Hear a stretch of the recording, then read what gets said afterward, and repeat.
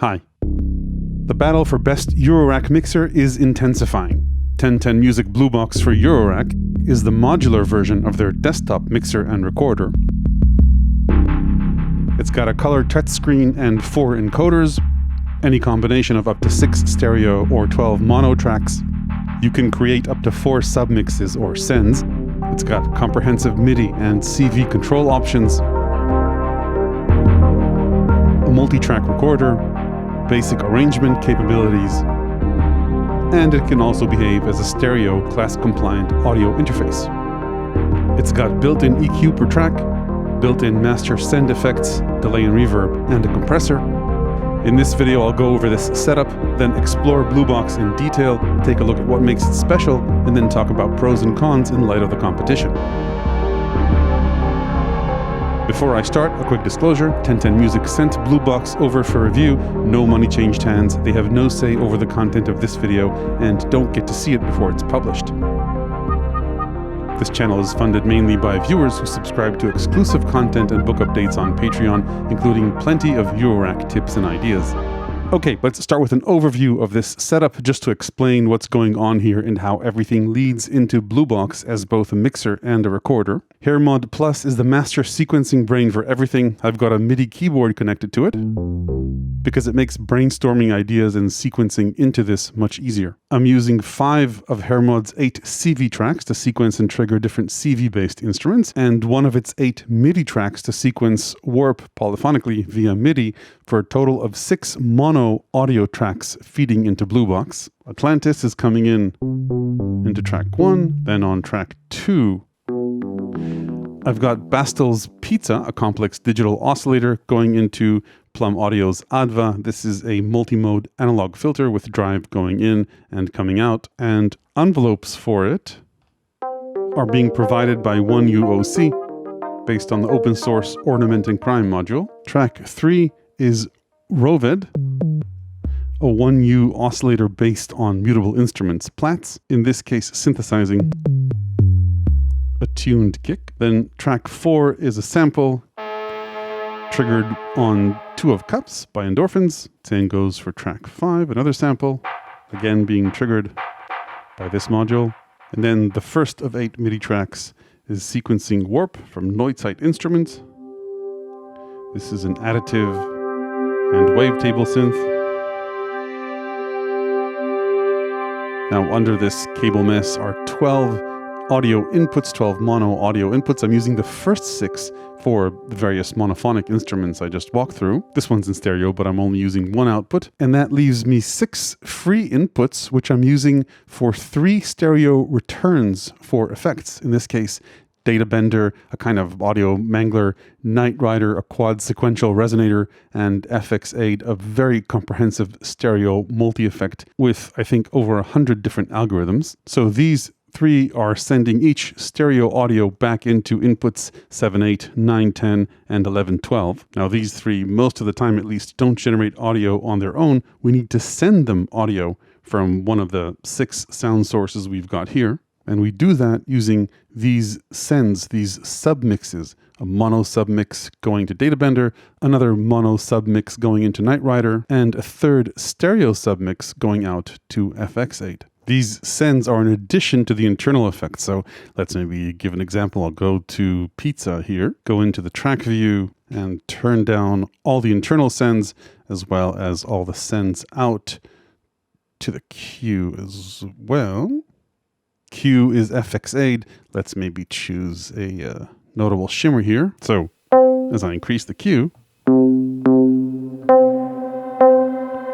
I'll get a shimmer verb here. And then say go into here. I could add a delay, the internal reverb, and also the craziness of Data Bender, and in this case the phasing of Night Rider. And I could determine these sends separately on a per track basis. for each of my audio sources. To round out what's going on here, I'm using OCPX with another version of Ornament and Crime called Phaserville. This includes hemispheres, which gives me 2 different modules on each of the halves of this module. There are a whole bunch of different modules here. I'm using the left side as an LFO for this, and I could use any one of a number of other modules on the right side. Other modules here are MIDI XO. This converts TRS-A to TRS-B and vice versa because Hermod Plus is TRS-A and these two are TRS-B, which I think shouldn't be the case. I think all modules should accept either A or B to avoid this mess. You can also use a crossover cable, which is what I'm doing here. Unused here is the 1UTU, also based on the open source TempsUtil. This is a clock divider and simple sequencer with a few extra features. I experimented with Total Recall for CV control. We'll talk about this later. And a word about these 90-degree cables. These are tendrils, and the bigger ones with holes on top are stackable. So for example, I'm using this stackable to molt an envelope to the 2 inputs here from this output. And as you can see, I'm using a whole bunch of them because they're easier to stack on top of the 90-degree cables. There are pros and cons to tendrils. Regular Eurorack cables are easier to pull out and plug in, and you can fit more in a tight space like this one. But I prefer 90-degree cables because they make everything on the panel most of the time more accessible. So that's the setup. Let's talk about Bluebox's workflow in more detail. If you're familiar with a desktop Bluebox, you'll feel right at home here. The controls and interface are identical. They've got the same color touchscreen, the same user interface. The screen isn't OLED, but it's clearly viewable from any angle, and the touch response, I think, is for the most part excellent, and I believe also supports multi-touch. You use the 4 endless encoders or touchscreen to edit parameter values. These are typically highlighted in pink, and you control parameters typically in groups of 4. So you choose the group either by touching the screen or by pressing the A button, and then each knob controls the parameter that makes sense that it would control, at least in this view. The mixer also has a view that's a single row. There it's a bit more of a cognitive load to figure out which knob controls what, but it's not that difficult ultimately. And you can use the touch screen as well, including multi-touch here. And then the B button works kind of like a right click or more info based on which mode you're in or which page you're on. And then some parameters are touchscreen only. So for example, here, the encoders don't do anything. You just touch the screen. And in some cases, you use the encoders to choose parameters or to edit values. Let's take a look at pairing Bluebox with a MIDI controller. There's no Mackie control mode here where a mixer can automatically map to everything, including transport and controlling different tracks. So you'll need to map every individual controller on the MIDI controller to a specific item in Bluebox. You'll also need a dongle if you've got a regular USB type A jack, and then just plug it into the dev port. So to map, go into Project, press the B button, hit Learn, make sure you're on MIDI map, and then say, let's choose Volume. I've only got 8 tracks to control here. Let's just go for the first ones. I'm going to fast forward through this. I can also map panning. Let's go into page 2, hit panning. And this also works for solo, mute, and record.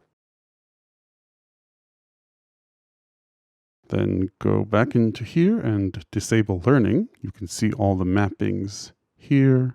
And this doesn't sync back, so the LED status might be wonky. Let's maybe unplug and plug back in. And we should now be able to solo tracks. Yeah, works nicely. Or mute them. And arm for recording. Not to mention, as you can see, control levels and panning should work too. Now this controller doesn't support scenes, I think, and you can't swap channels on this, but if you have a different controller like this one that supports scenes or basically just swapping MIDI channels. Now all the fader assignments are probably out of whack because this controller is a bit different, but the point is that if I go to scene 2 here. So now this is sending everything on a different channel. Then go back into programming, activate MIDI learn. I can now go ahead and say map Ext Sends using channel 2 in this case. and say scene 3, channel 3 for the reverb. The pan knobs broadcast on a separate channel in this scene too, so I could say control the Q with them. So now if I go back and turn off learn, when I'm in scene 3, I'm controlling the reverb, send levels, and the Q send levels as well.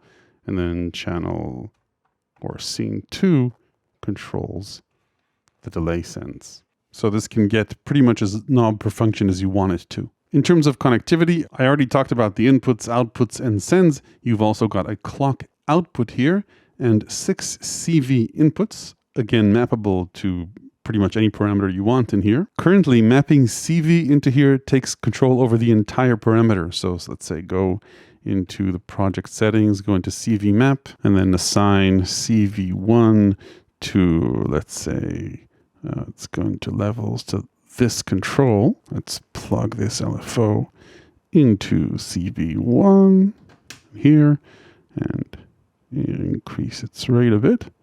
So you can see it takes over the entire range of the parameter, which is cool, but it would have been better if there had been an attenuator and offset here. Right now I've got to pass this through another attenuator and offset module. If, say, I want to program a tremolo or a filter wub, and I don't want it to go across the entire range.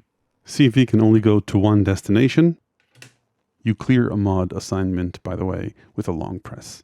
And when you're done assigning, don't forget to clear the assign button. There's no analog clock input currently, but hopefully they'll add a feature where you can map one of these inputs, one of these CV inputs to clock. You've got 2 USB-C ports. This one is for sending stereo audio back and forth, so you can send the main mix out over USB, and you can send a stereo feed into this. The way it's configured now, you replace one of the 6 pairs with audio coming in over USB, and that goes into the mixer. Hopefully they'll just add 2 additional USB ports to the track menu so that you can use all 12 inputs along with USB audio. This doesn't support multi-track USB, so you can't send all the 12 tracks plus effects separately over USB as an audio interface, at least not in the current firmware. Currently, this only accepts audio at 48 kilohertz, so this will work with a computer and with an iPad, but apparently iPhones work at 44.1, so you can't feed audio back and forth to an iPhone here, just an iPad or computer. Then the second USB-C port can power a MIDI controller and can obviously send and receive MIDI, and then these 2 TRS-B type jacks can send and receive MIDI as well. Then finally, for connectivity, Bluebox connects to your bus board with 2 cables. Don't forget to hook both up. Let's dive in a little bit deeper into how I customized all this. I'll maybe bring up fewer tracks so it's easier to see what's going on. Many of these modes or pages have 2 or sometimes 3 screens. In the mixer page, you control 1 parameter for all the tracks in your project. So for example, levels for all the tracks with the knobs or the screen, of course. Gain for all the tracks in your project. By the way, gain doesn't change the actual gain structure of the converter in Bluebox. It works in tandem with volume, so that, say, if you have a low-level module, you can increase its gain, and then levels on the volume page can be more or less the same. Solo lets you solo tracks. Mute lets you mute tracks. Record arms track for recording, and don't forget to arm the main track if you want to record the entire mix, including the send effects. Speaking of which, you can also record the send effects separately. If you go into the main menu, press right click, and then turn on record effects as opposed to off. Anyway, back to the mixer. That's page 1 for the mixer. On page 2, we control panning, send to the delay, that's effects 1, send to the reverb, the internal reverb, that's effects 2, the Q mix, that's the headphone output, and then here I split up output 3 and 4 to 2 mono sends. That 2 can be changed in this menu. So if you want just a single stereo send, you can activate that, and then if we go back to the mixer, we'll just see 3 and 4 together. Speaking of this page, there's a whole other bunch of options here. Sends can be post fader or not. Let's put this back in mono. And same goes for the internal effects. Q, all can be either pre or post fader.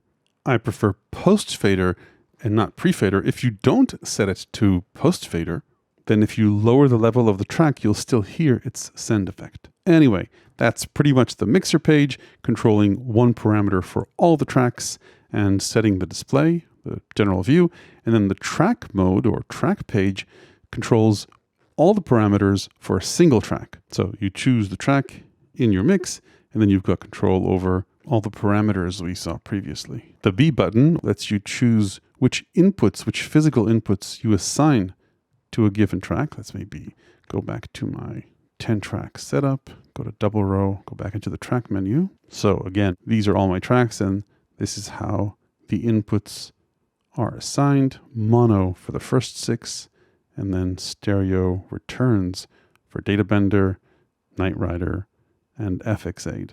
You can also rename tracks here. Let's move on quickly to the next mode, the main mode. This lets you set levels for the main mix, phones, and sends 3 and 4 if they're separate. If you also want to quickly shut down a send for all the tracks, you can do that here. The next mode or page is the EQ page. You've got 2 views here. You can select the track.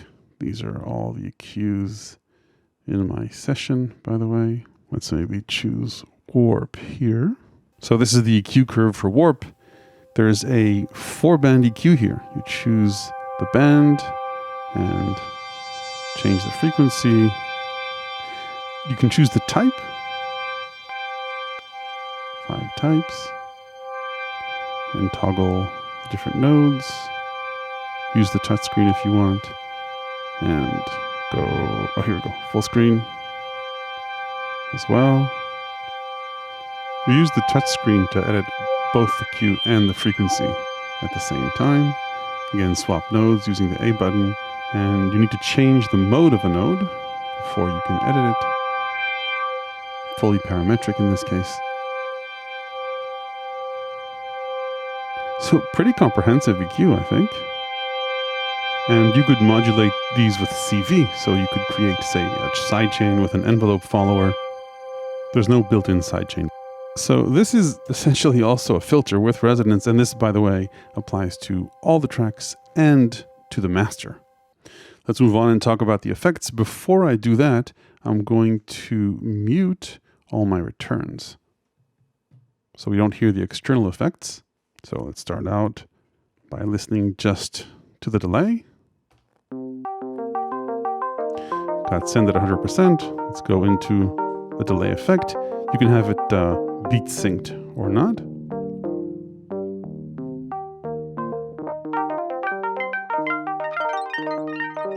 Feedback. Stereo width. Filter. On or off. Let's go back to beat synced. And either ping pong or not. So that's pretty much it for the delay. Let's turn that down. Turn up the reverb.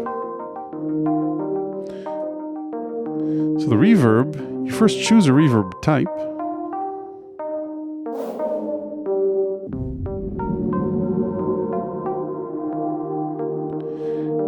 And then you can choose the time, filter it, which is good, both low and high.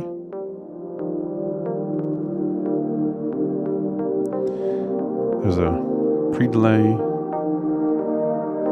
Here we go.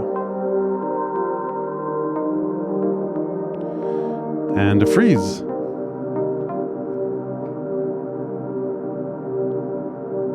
Which is always welcome. Let's maybe quickly listen to the reverb algorithms, just briefly.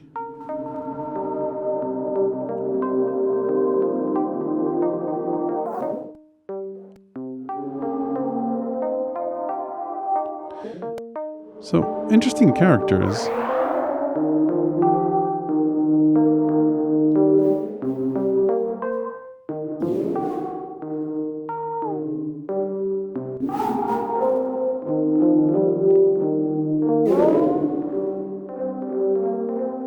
And then you've got XY controls for both. For the delay as well.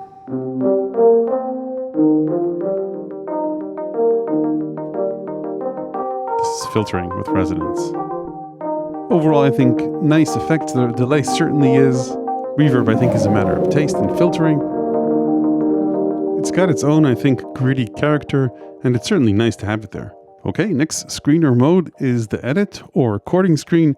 Right now it's clean and clear. There's nothing recorded here.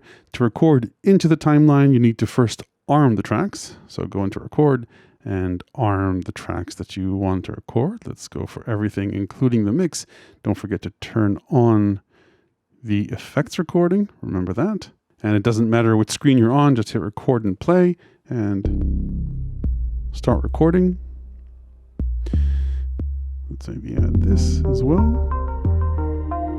You can see the red timer on the right showing you your recording. You don't have a waveform view, which would have been nice. So that's good enough for now. Currently, if you hit stop and sort of rewind and hit play, you won't hear what's recorded. And actually that will create a new recording. This is something I think they should fix, but currently in order to hear what you've recorded, you need to unarm all the tracks. So hopefully they fix that. Anyway, let's rewind and listen to our recording. And we've got it.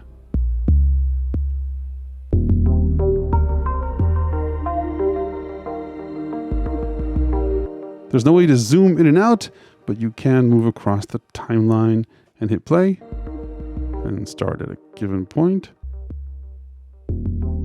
So that's pretty nice.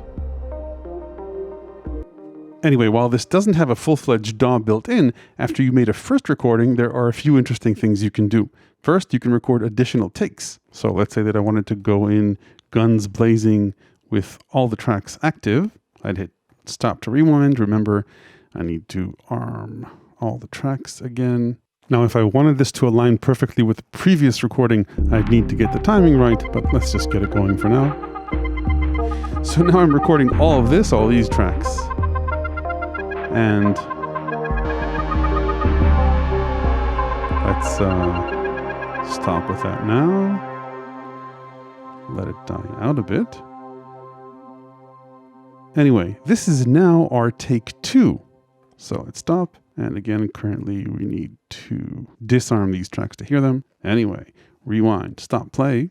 And you can hear this is our massive mix.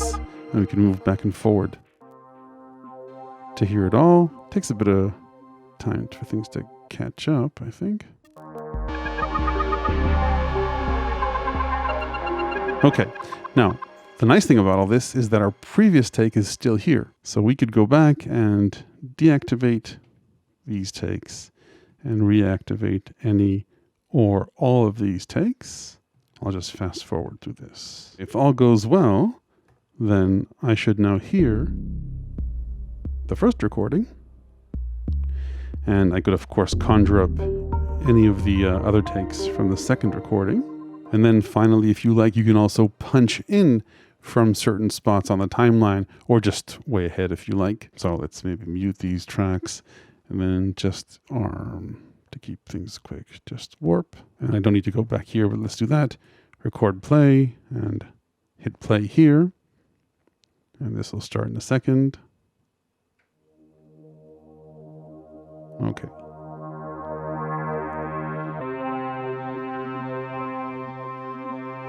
So I now recorded this. When I hit stop, you'll see it here. And again, go and disarm the track. And I can now hear it from this point in the timeline. So I could continue to layer tracks like this. So not a full-fledged DAW, but works pretty nicely. The only thing you need to be aware of, at least as of the current firmware, is that as you punch out and in from various spots across the timeline, this creates individual small wave files. Now it all plays back nicely on the timeline, but if you want to reassemble this in your DAW, you're faced with this long list of files, and you need to somehow find a way to put them together on the timeline in the right place. Hopefully they add maybe bar and beat cues to the file names, but ideally just give us a way to export this entire timeline as stems. So that is more or less the edit screen. The project screen is pretty simple. You can save, load projects, make assignments. We talked about that. CV mappings and MIDI mappings as well. Tools is pretty simple and straightforward now. How much free space you've got on the SD card. And then the last thing I didn't show you is the master compressor. That's just for a change of tone. Load up one of the factory presets. So let's go into here. compressor. This is the compressor off. And this is on. Obviously it's louder, but as you can see, you can compress in parallel, turn on look ahead, increase the compression ratio, reduce the threshold, change the attack and release.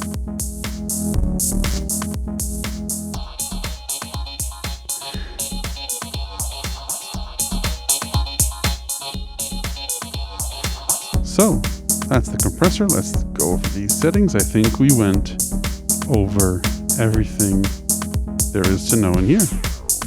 Okay, let's talk about the pros and cons for the Eurorack edition of Bluebox. And when considering those, the question is, what do you compare it to? One form of competition is a regular external mixer outside of your rack, and there are plenty of those out there, including 1010Music's own desktop Bluebox, which costs less and handles Eurorack levels just fine, obviously without the additional inputs. Anyway, regular mixers could work well too, just make sure to manage levels and get enough adapters from these cables to whatever inputs your mixer has. But if you want to stay within the case, more or less, Sends for Eurorack effects, not to mention not messing with adapters and to get a bit of CV modulation, then an external mixer might be a bit of a hassle. Then another mixer option is just to mix in your computer, again by hooking everything up to a regular interface or to ES8 or ES9 from Expert Sleepers, which can also handle Eurorack levels nicely. These can also handle send effects back to the rack if a bit of round-trip latency isn't an issue. But if you want to stay within the rack, the competition gets much more intense, especially if you want to handle a relatively large number of inputs and sends, not to mention EQ per channel, which I found myself using quite a lot here. Anyway, I think the main players in this area are the WMD performance mixers, both the Mark I and the Mark II, which as of the making of this video isn't shipping yet, and the new Zer Mixa from Noise Engineering, which was just announced and is shipping. If there are any others, let me know in the comments section below. Anyway, I don't have any hands-on experience with these, but let's take a look at a few pros and cons based on the panels and publicly available information. In terms of price, Bluebox for Eurorack is the least expensive one, and I think it's also the most compact HP-wise, though it has fewer tracks and substantially fewer hands-on controls unless you map an external controller to it. The biggest advantages Bluebox has, I think, aren't just price and size, it's the 4-band EQs, all per track, as well as for the master, the multi-track recording, and the built-in effects. The master compressor doesn't hurt much either. Obviously, it would have been nicer if it had per track compression. But yeah, I think mainly recording, if you're onto something good in the heat of the moment, just hit a button, get a multi-track recording. I think that's the killer function of Bluebox compared to the others, which have no recording at all. Its DAW-style features of punching in and out aren't refined, at least not yet, but creating multiple takes of certain tracks while listening to others works really well. That said, the most obvious advantage these other mixers have over Bluebox is their direct hands-on controls for levels of each track, direct mute buttons, and for the WMD mixers, even more hands-on controls. That said, if direct control of everything is important to you and you're open to using a MIDI controller, Bluebox can map pretty much anything, including mutes and solos, levels, sends, pans. And then one thing that may be important to you is digital versus analog mixing. Bluebox is all digital. The others are analog. Personally, I don't think that analog mixing gives a meaningful advantage as long as you watch your levels. Feel free to chime in the comments if you think differently. Digital clipping here, though, is nasty, so be sure to watch your levels and leave headroom. So that's how Eurorack Bluebox compares to other Eurorack mixers. It might not be fair to complain about a few features that I think are missing here since the others don't have that at all, but just a few thoughts as to what can be done even better. As an audio interface, Bluebox sends and receives only stereo over USB, at least as of the current firmware. It would be nice to be able to send all the tracks as a fully fledged audio interface. Also, you can't transfer files over USB. I already mentioned earlier that activating USB will take out 2 channels. You need to choose which ones. You'll no longer be able to use those as inputs, again, as of the current firmware. And then I don't know if there's enough CPU power in here, but certainly having a spectrum analyzer alongside the EQ would be nice, as well as a scope while we're at it. I already mentioned the fact that if you start punching in and out too many recordings, then you'll have a hard time assembling everything in your DAW. Hopefully they'll figure out a quick way to do that. I also mentioned earlier you shouldn't need to disarm tracks to hear them if record isn't activated. Again, hopefully they'll change that too. And final wish list feature, it would be nice if the CV inputs had a digital attenuator and offset so you wouldn't have to do that on external modules. All that said, as far as multi-channel Eurorack mixers and especially recorders go, 1010Music have introduced a worthy contender for the title of King of Eurorack mixers, and this is well worth a look. So that's it for Bluebox. There are quite a few Eurorack tips and ideas in my ever-expanding book, available to the people who support this channel on Patreon. Hit like if this was useful, ring the YouTube bell below if you want to make sure you don't miss the next one. Thanks for watching.